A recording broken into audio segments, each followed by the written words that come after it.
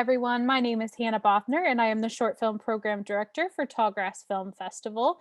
Today, I am here with the director of the short film Águilas. Águilas? I guess I didn't. Águilas. It's Eagles. actually Águilas. Águilas. Águilas, yeah. I like to make things much more complicated. Kristy Guevara-Flanagan. Hi, Kristy. Thank you so much for being here with us. Hi, so nice to be here, and thank you. My very first question is, how did you find the subjects for your documentary, and what made you want to make a film focusing on them? Well, I was speaking with my colleague, Maite, who is really more of a researcher and writer, and she does a lot of research on border concerns. Mm. She was the one who brought to my attention the work of the Águilas and had known about them and had volunteered with them. And so I just, when the very first time she told me about their work and their mission, I was really compelled by their efforts. And the more we talked about it, the more I thought, well, that would be a really interesting short film for audiences to connect with a lot of issues around migration, border policies, and humanitarian efforts around that. And I just thought, really keeping it within the realm of the search itself will be an opportunity for audiences to have kind of a reflective experience and go on that journey with them. Absolutely. What was the actual filming like? You're out in the desert. I imagine it's pretty hot. How long were you with this group? How long were you filming? That sort of thing, the actual process of it. It was a really difficult film shoot, as audiences might imagine. We went out 2 different times, one in November and then one in August. And so the weather was very different. In August, it was really, really hot. It was over 100. And the searches themselves, even when they're not hot, are physically grueling. You're walking for 12 to 14 miles per day, carrying everything you need on your backs. You're in the wilderness, you're in the desert wilderness. So there's no respite from that.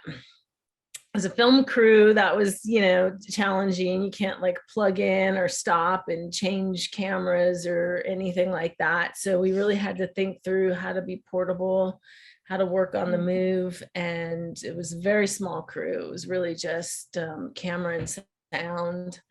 And I was doing sound. And we had one camera person with us. And it was,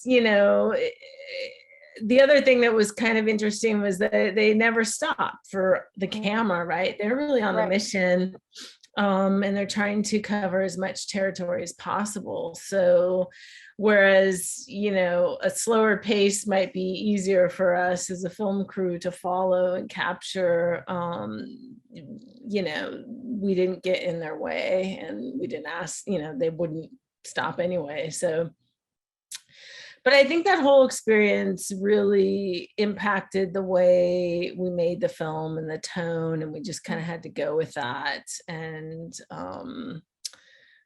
it was also part of us beginning to understand better what it's like for the migrants themselves making this journey. Absolutely. How did the team respond to being filmed? Were they fairly comfortable in front of the camera? Were they pretty uncomfortable? Did most of them like that you were doing this, that you were telling a story, or were they a little bit more guarded, I guess? One of the things that's interesting about Águilas is that they are receptive to press and to us being there filming, for example. They really do want people to know what's going on and about their mission, and to amplify what is normally not really heard about, you Mm. know? So they were pretty welcoming, and I think they recognize that it's worth, people kind of being with them and following this story so that other people can hear about it. Absolutely. What do you want people to take away from the most from the film when people finish watching it? My hope is that audiences will really come to think about what it takes to cross the border, that it's not something that people do lightly, that there's a lot of risk, um, and that it's often a last resort. And also to better understand the implications of US government policies that have really affected border crossing and made it much more dangerous and fatal for people crossing, and needlessly so,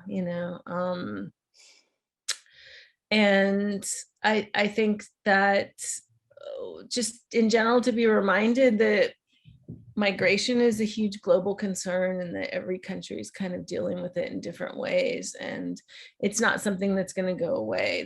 These borders are arbitrary often. Parts of the United States were part of another country once upon a time, and so what is a border in that context? um so I think just kind of really thinking more deeply about the border, and for people who may have migrated themselves, to see their experiences reflected in the film. Absolutely. Well, thank you so much for being with us today and for sharing your wonderful film with us. One last question for you. What are you working on next? What can we expect from you in the future?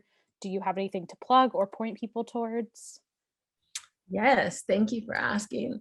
Well, my website's chuparosafilms.com, and I'm working on a feature film that's very different. I've been in progress on that for a few years, and it looks at the making of sex scenes in Hollywood and the toll it takes on for both the actors involved and the audiences. Incredible. And I also wanted to ask, is there, if people were moved by the work that the Aguilas did, do you know of the best way to support them?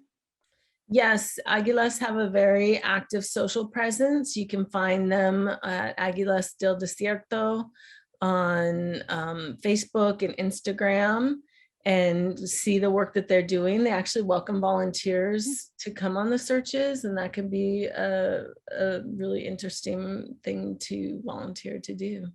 Absolutely. Well, thank you so, so much for speaking with us. And thank you all out there for watching the film and for supporting Tallgrass.